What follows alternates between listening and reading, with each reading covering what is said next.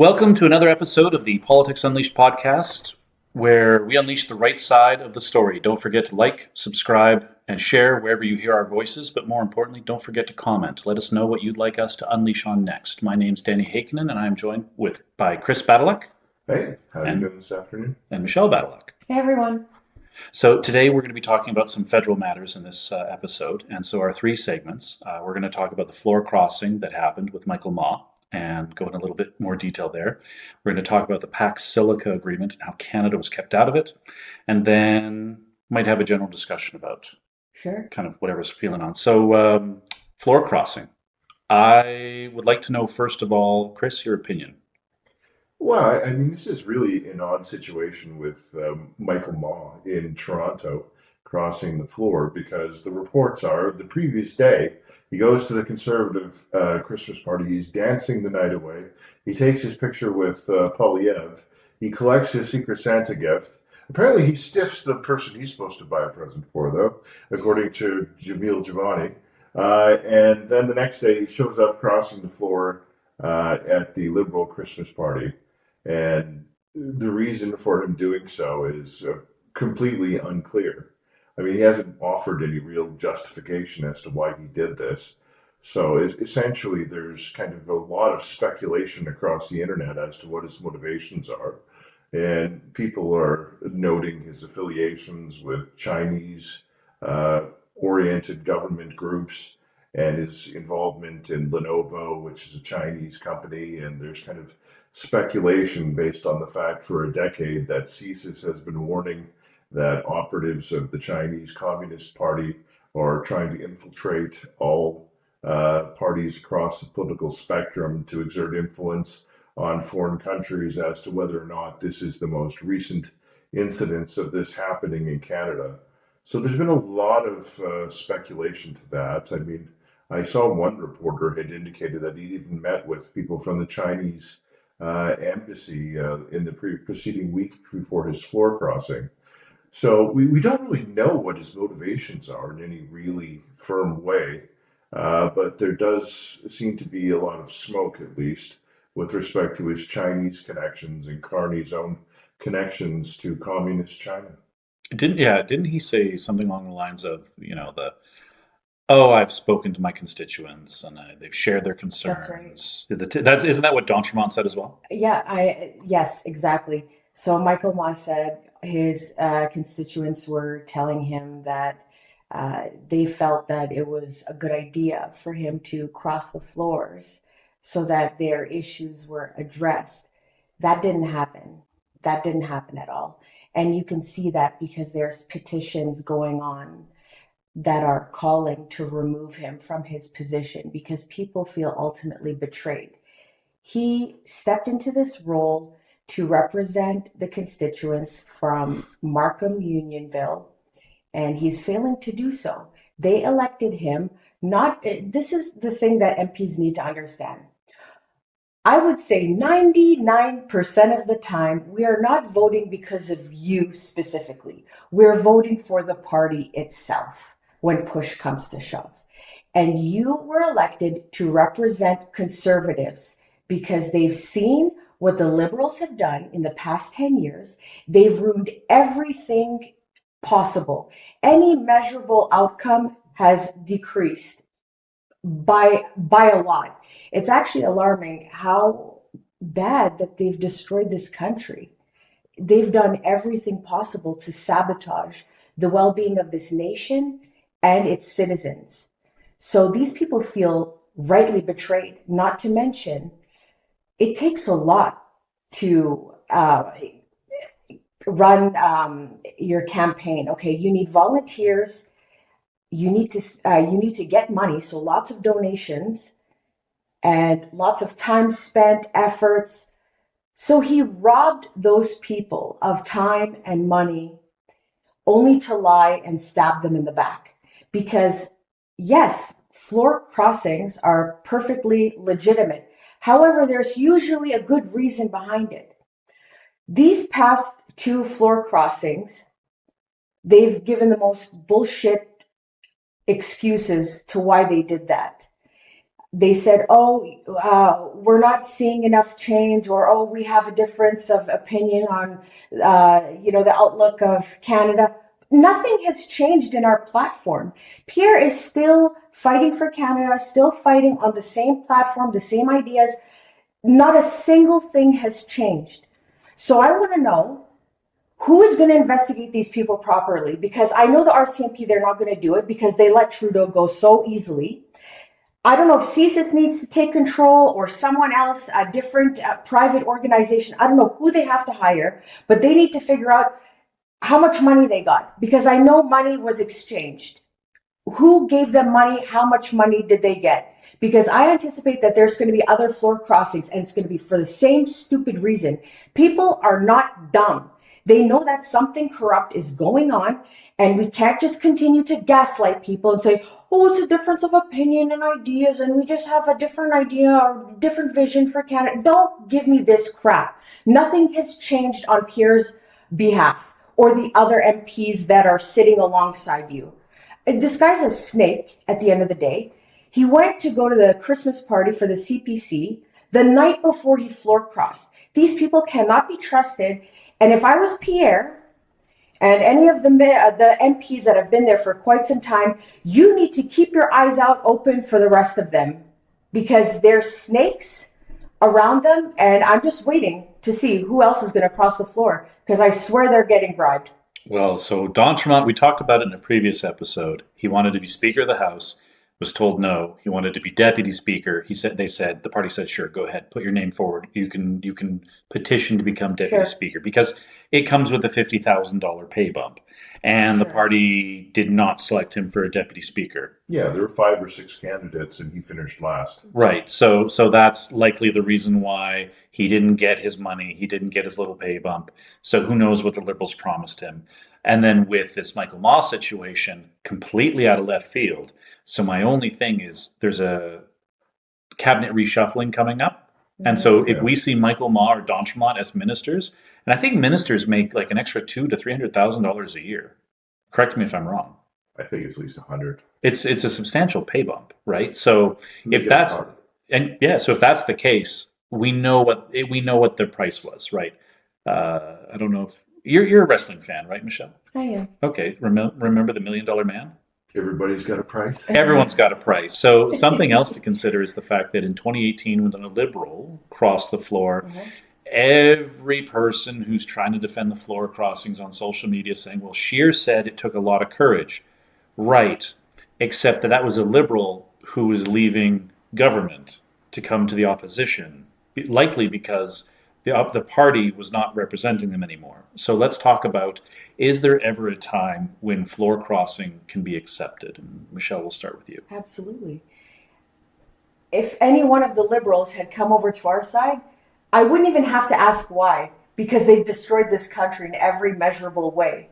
So if you're seeing that your party is employing damaging policies that are crippling the economy and the well-being of its citizens, absolutely, I would condone that you cross the floor so that you can actually uphold the honor of the citizens that elected you into place. Because despite what ideologies they thought they were rooting for, if the outcome is going to be so damaging, you're not really representing their best interests anymore, right? Right. It's not just about the ideology. It's about or the intention behind it. It's also about the outcome.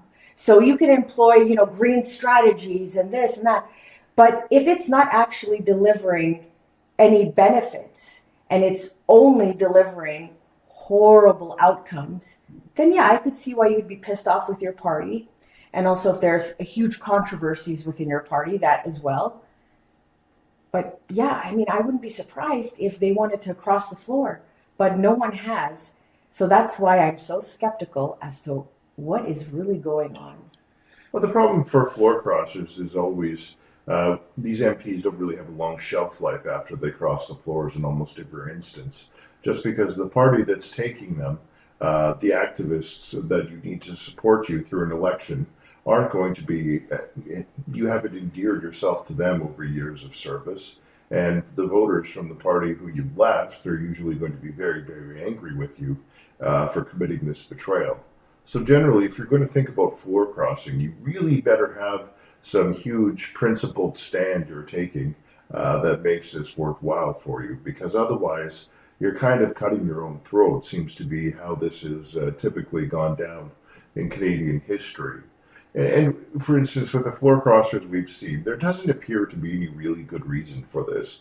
Michael Ma can't really articulate how he was so upset with the leadership of Pierre Poilievre that he was dancing at the Conservative Christmas party the day before, taking his picture with Pierre, his arm around him, looking all Exactly. chummy. And, you know, a few weeks ago, he was denouncing the Liberals as engaging in neo-feudalism by bringing in workers that were serf-like through the temporary foreign worker program.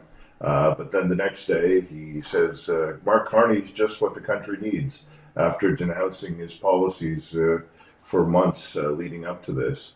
So this is a very strange situation. And to me, when you see how the CBC and CTV are reacting, to me it seems very much like it's not actually anything principled about this. What it is you have this leadership review coming up in January, and polling tells us Pierre is the best leader of all the options available in Canada to the Conservative Party by a long shot. Our polling numbers crater if you look at swapping in anyone else for him.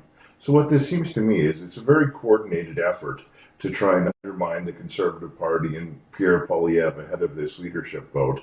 And it seems to me that whatever is being done to entice these people and whatever is being promised to them or whatever nefarious means are being used to urge them to cross the floor, whether it's by a foreign country or not, the whole purpose of this is just to try and undermine Poilievre and to chase him out because he's actually a danger to the Liberal Party, because he's the one leader we have as Conservatives that could actually win an election in the near term. We don't have anyone else. They've done polling. It's not going to be Doug Ford. It's not going to be any member of our current caucus. There's no, media or figure who's just lingering on the fringes that could step in and deliver better results. He's our best shot at getting this country back on the right track and shaking off a lot of these extremely damaging Liberal policies.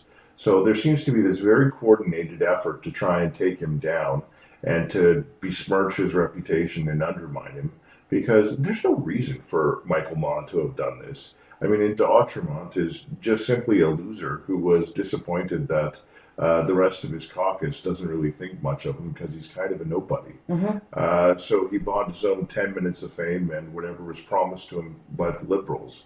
And who knows what's been done or whether the call came down from Beijing. We don't know. But it's extremely suspicious, is really what it is, because, you know, it's really strange to watch news programs in this country where it seems rather than all the journalists at CTV or the CBC being interested in holding the government to account, it seems there's a lot of interest in holding the leader of the opposition and the Conservative Party to account, like we're running the show, Yeah. rather than just being an opposition party.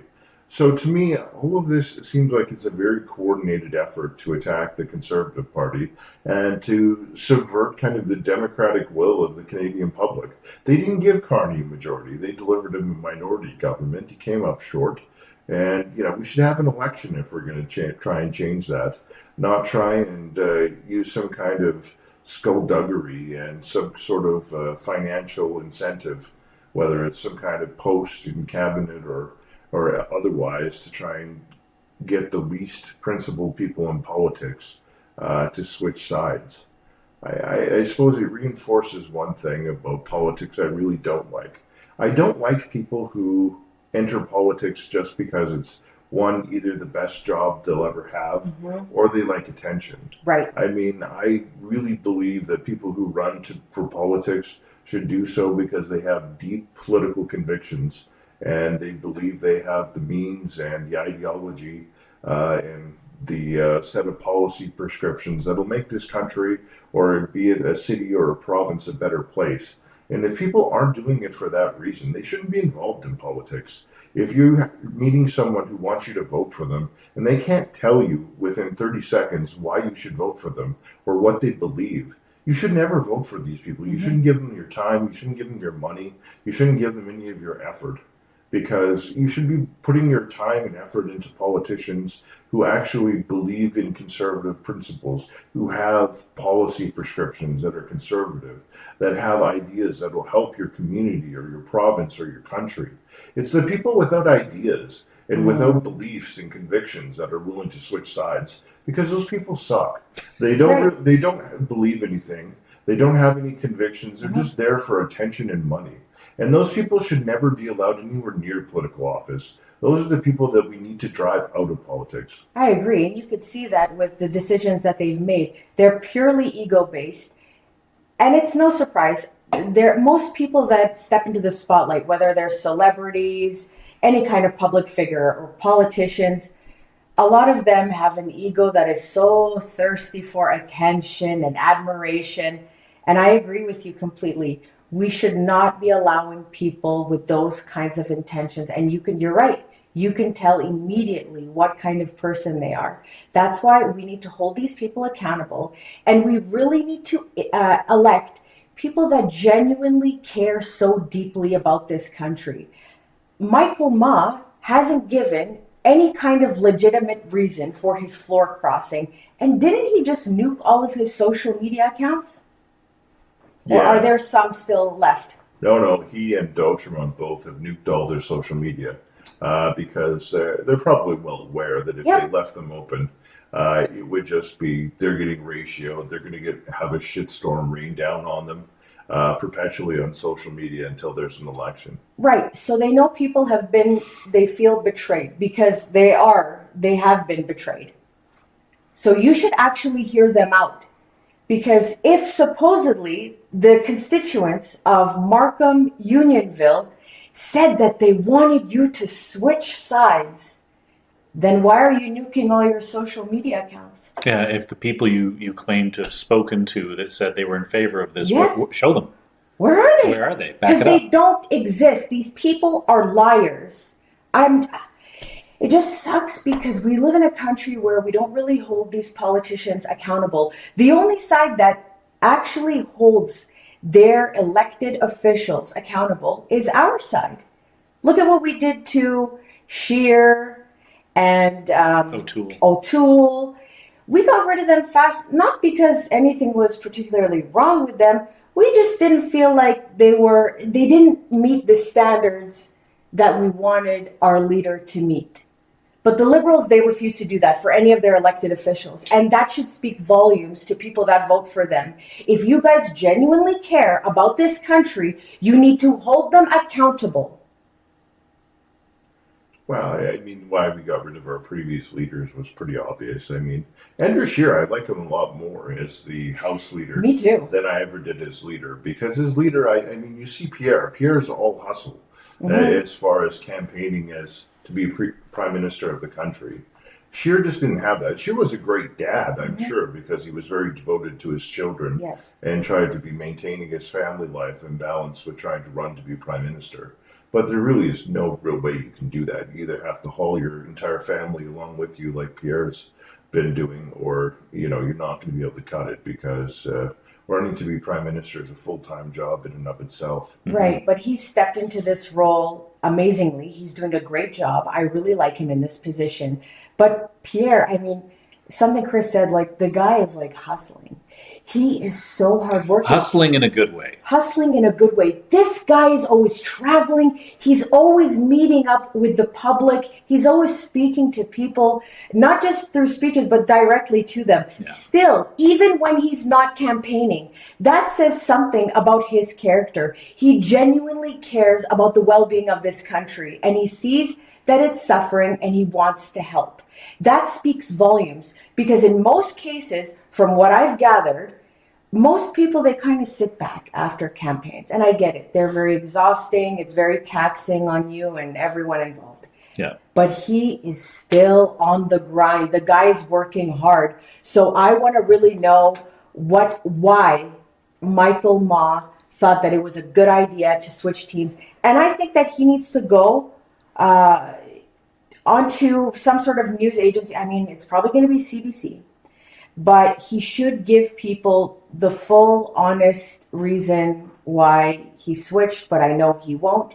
He's going to give some sort of fabricated excuse similar to D'Entremont.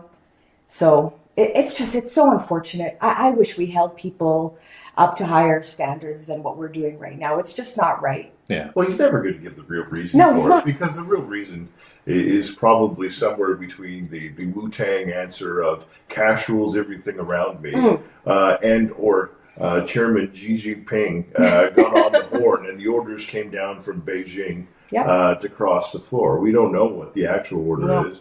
We're never going to We know. don't know what the real reason are. We never will. The only way we're going to know is, again, if after the cabinet shuffle, if he gets a ministerial position, that's why. Or if a dark CSIS van pulls up and he has a hood pulled over his hand and he's taken to some sort of interrogation site. CSIS, if you're watching this right now, please do something. Our CMP won't. We really need you to buckle down, focus in, and do this, okay? So 2 things just came to mind. One of which is the Liberals are now 1 seat away from a majority. I know that there's still that seat in Quebec that was won by a single vote. That they're trying to go through the law courts and figure it out. Really? Because By a single vote? By a single vote. So the thing is, how convenient. Well, the Bloc, there was some ballots that were missing. There was a whole bunch of inconsistencies. So the Bloc's suing and saying like there needs to be a recount, or there needs to be a new election, a by-election here, because this was kind of hinky. Now let's assume that just doesn't happen.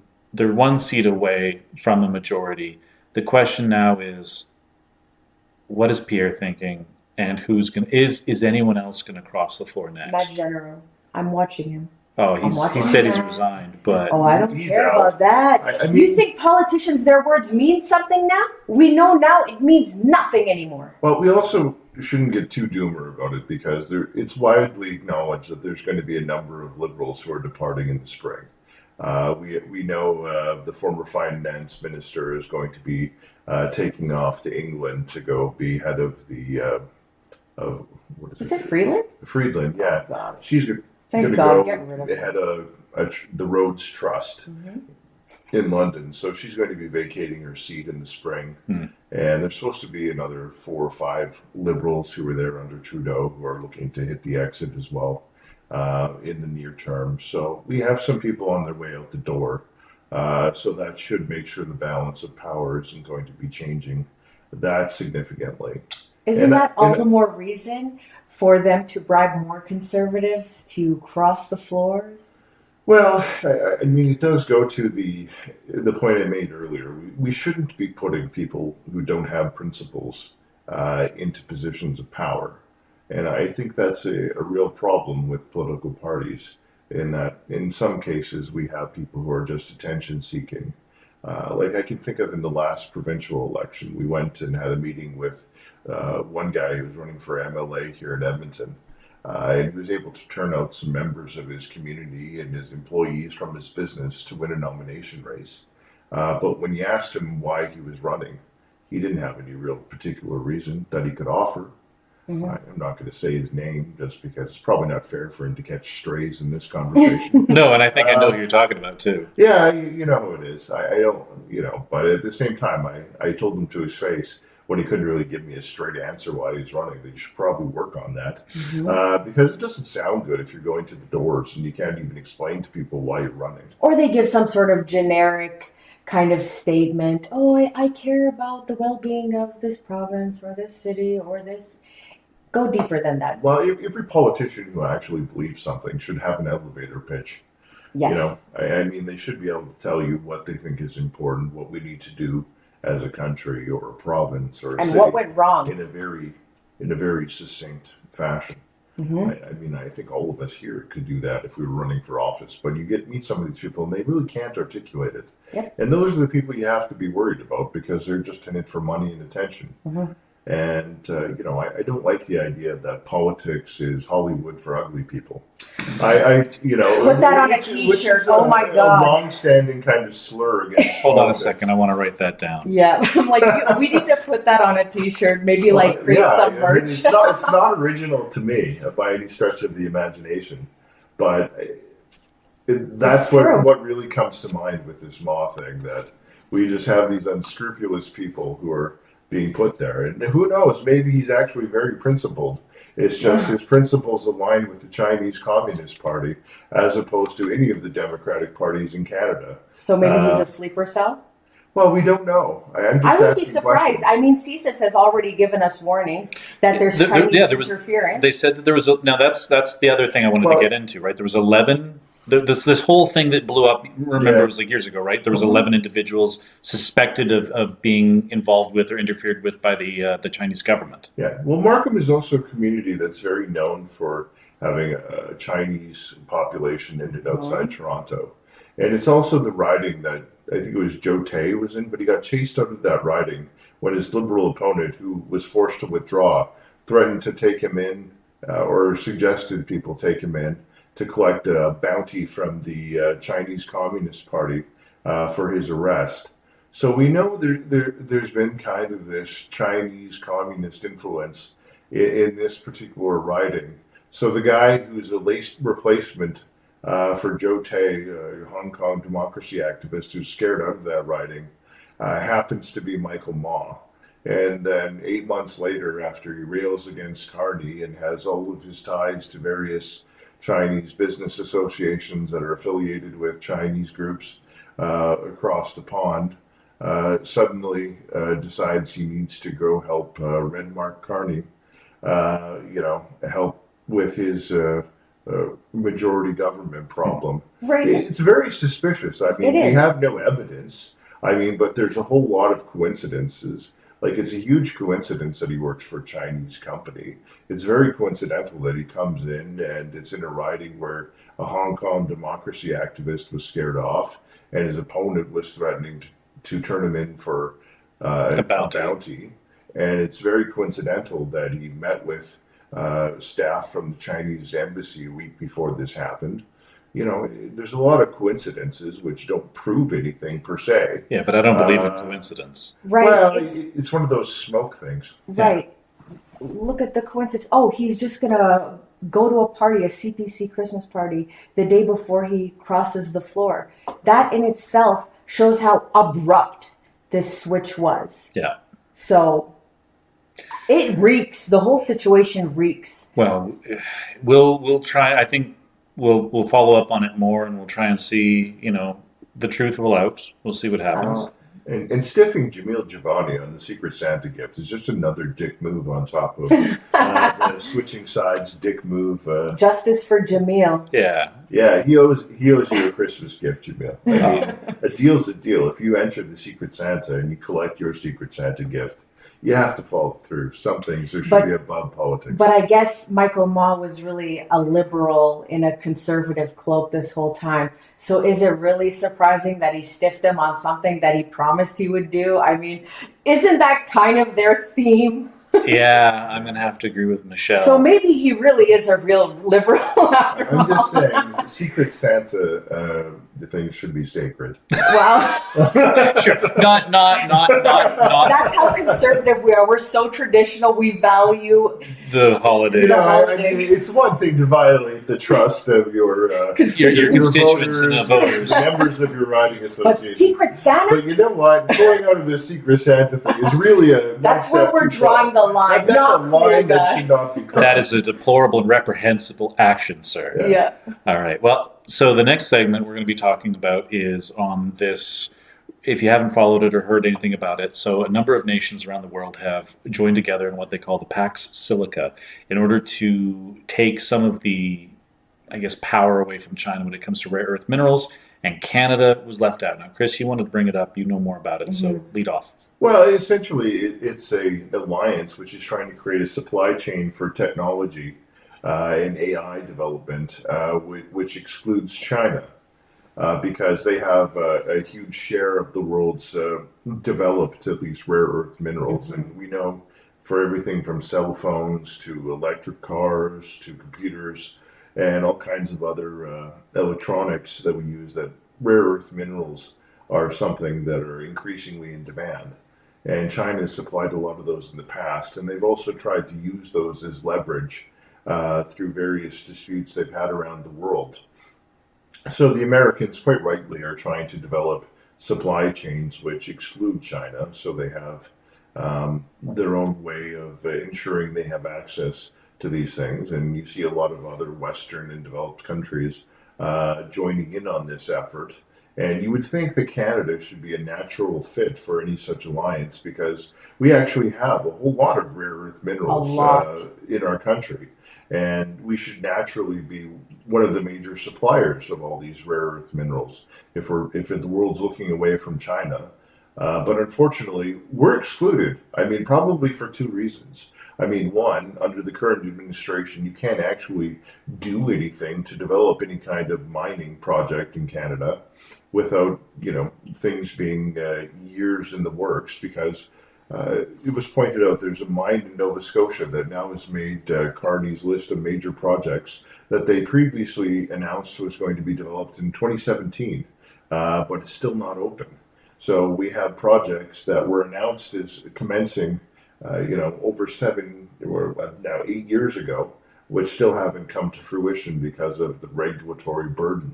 So we're effectively just cutting our own throat and not letting anyone actually mine all these valuable minerals that we have underground and, allowing Canadians to get the jobs that would come from it. And I guess a secondary problem we have is the fact that our current government is horribly in bed with the Chinese. Mm-hmm.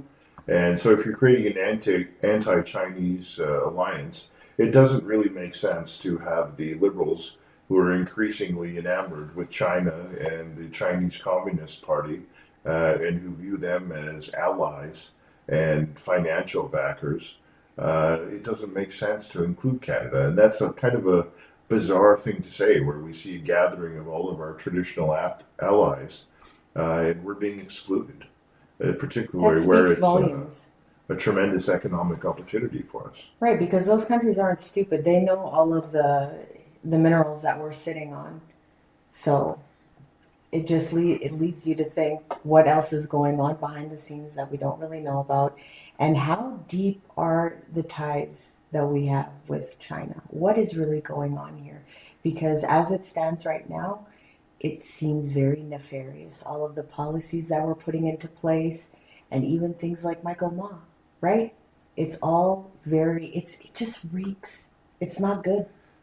Well, one of the last things Mark Carney did as chairman in his role with Brookfield as their chair is he went to China and obtained a $500 million loan for Brookfield. So his business ties with the Chinese go fairly deep. Yeah. Well, and predating him, remember when Trudeau said that he respects China's basic dictatorship to be able to get things done on a dime. Well, yeah, maybe if your government didn't have such idiotic, bureaucratic bullshit policies that nothing could get done, you'd be able to get stuff done too. But you respect a government that even has concentration camps to this day. The Uyghur Muslims are being persecuted daily, thousands and thousands of them. You respect that government, a dictatorship, which is ultimately fascist, and they're the ones that gaslight us and tell us that we're fascist. Yeah. This honestly feels like a nightmare, all of it. Communist going to communist. I mean, the left is very preoccupied with Donald Trump being a fascist. But where we have an actual authoritarian regime that's operating concentration camps to this day in China. Right. Oh no, they're very pro-China. It's just like nothing to see here, guys. It's really bizarre.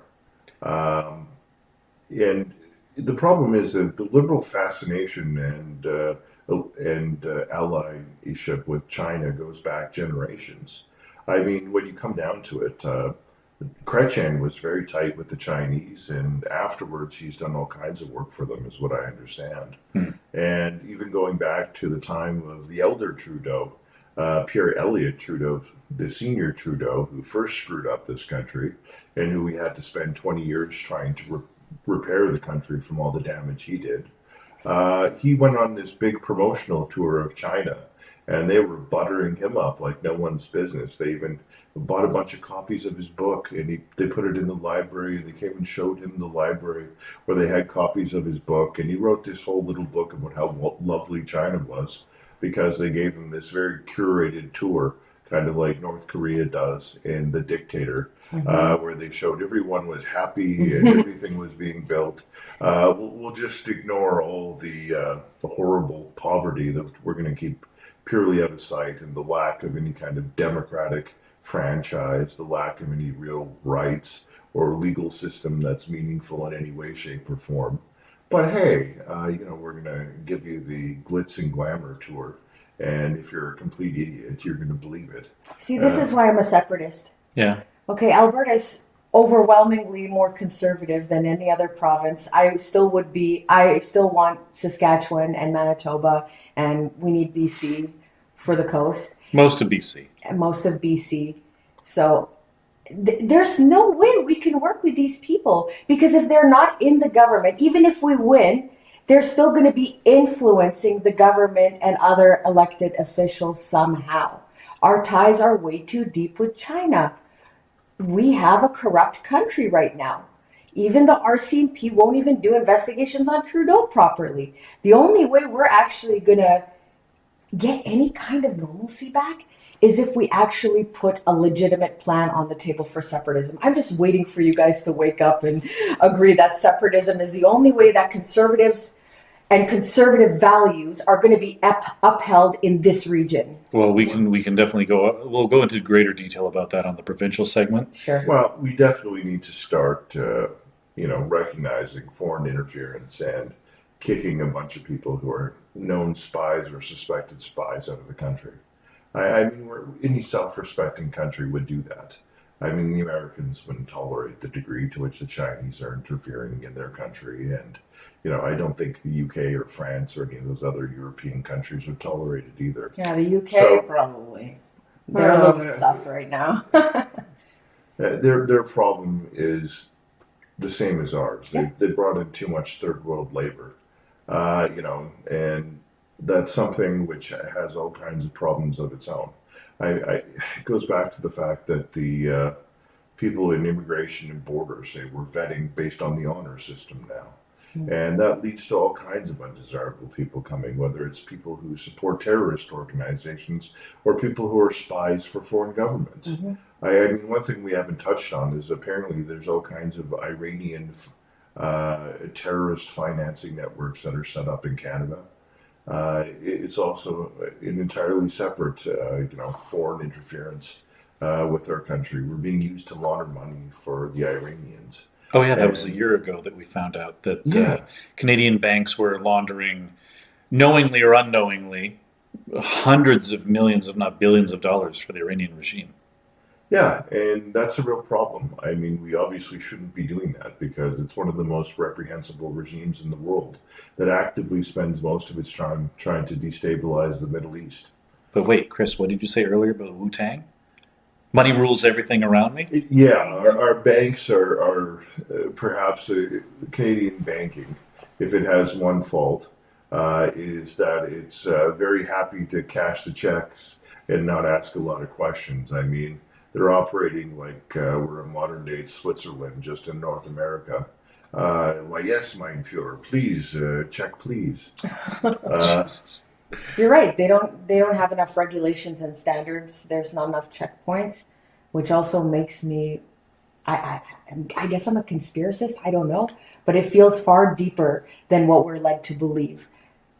I kind of feel like whenever someone says, well, you're a conspiracy theorist, it's like, yeah, but, we were talking about UFOs for years, and then the U.S. Navy comes out and says, yeah, they're real. They're real. They're real. Here's all the video. We don't know what they are.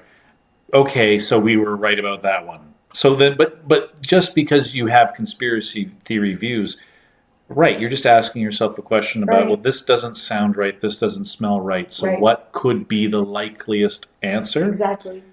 And trust your gut. Well, it's not really a conspiracy theory if CSIS is jumping up and down and shouting it from the rooftops for years on end. I mean, they've been warning us about foreign governments infiltrating Canadian governments and Canadian political parties for the last decade.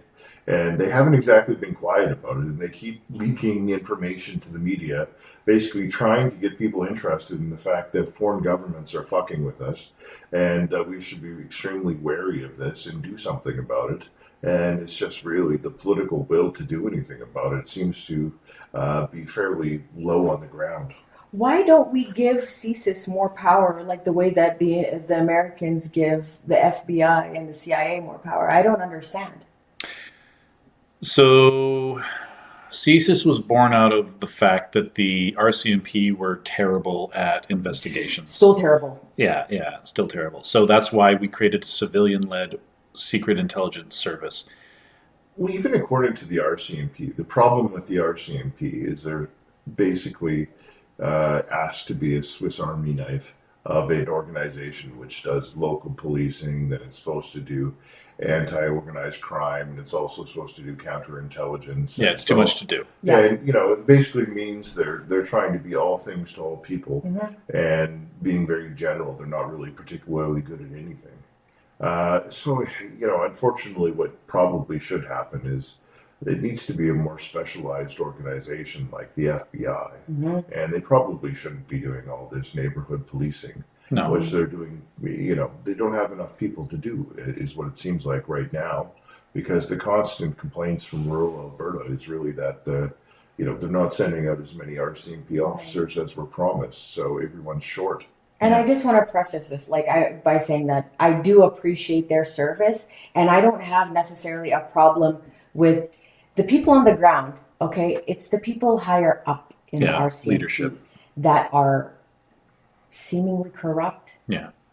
Well, and to compare Canada and the U.S., like the U.S. has the DEA for drugs, ATF for alcohol and firearms, FBI for investigations, Right. CIA to destabilize other countries. Don't we have this here? To deport people. Yeah. I mean and it takes us back to what happened a few months ago, where everyone was clutching their pearls at Pierre saying the leadership of the RCMP has been very kind of lackluster, and has essentially, anytime there's a liberal scandal, just kind of opened up an investigation, pretended to do something about it for a couple of months, and then quietly closed the investigation and said nothing to see here. So effectively the way we run these organizations has been very, very bad, and it's their leadership is always accountable to Parliament, and it's not really independent either, which I suppose has its pluses and minuses. But I think a large portion of the problem is none of these organizations are as specialized as they should be. And what we should be doing is having, a national police force which does national level policing and deals with organized crime and counterintelligence, as opposed to also being required to go out and see who's vandalizing things outside Vegreville.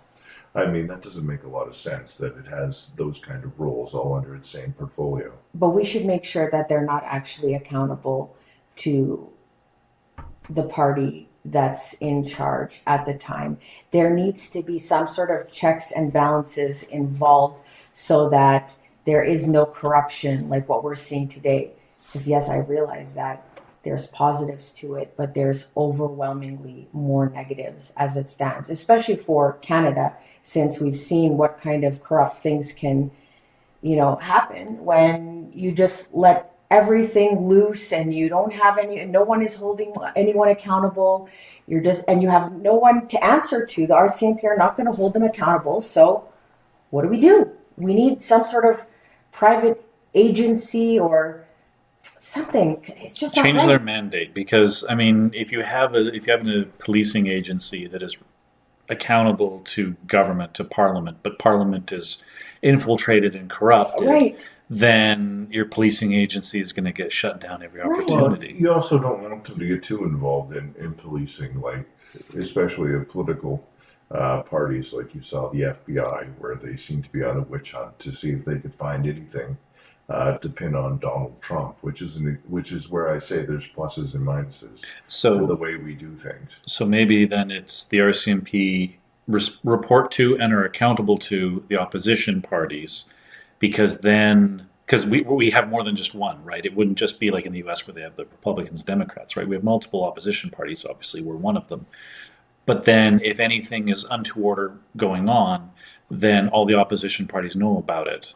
And if hopefully in the next 6 to 18 months, the Conservatives get into power, they know what it's going to be like on the receiving end, so they're going to hold themselves accountable. I don't know. I don't, without changing everything, I don't know where we go. Yeah, ideally, maybe some people should be accountable to Parliament on the whole, as opposed to strictly speaking to the Prime Minister or Cabinet. Mhm. Yeah. All right. Well, we can try and summarize what we've talked floor crossing. There might be a time and a place, but for the most part, Michael Ma, you're a traitor and a snake, and we're going to put that on a shirt. Yep. And you should be ashamed. I've heard some people say that. Oh, he is. He's ashamed. That's why he nuked his social media accounts. He's very much Yeah, he'll ashamed. still And do he it should anyway. be. Chris, any final words? Yeah, I mean, I generally agree with everything you guys are saying. I mean, you don't usually shut down your Facebook account, your Twitter account, your Instagram accounts because you're proud of what you just did. Right. I mean, if you had some really principled reason to do this, you probably would be out there proclaiming why you're doing this as opposed to going dark and hoping the whole thing would blow over. Right. You don't cower away. You say it with your chest. Yeah. Well, my name was Danny Hakinen. I'm Michelle Badalek. I'm Chris Bathalook. Thank you for attending another episode of the Politics Unleashed podcast. We'll see you next week. See you.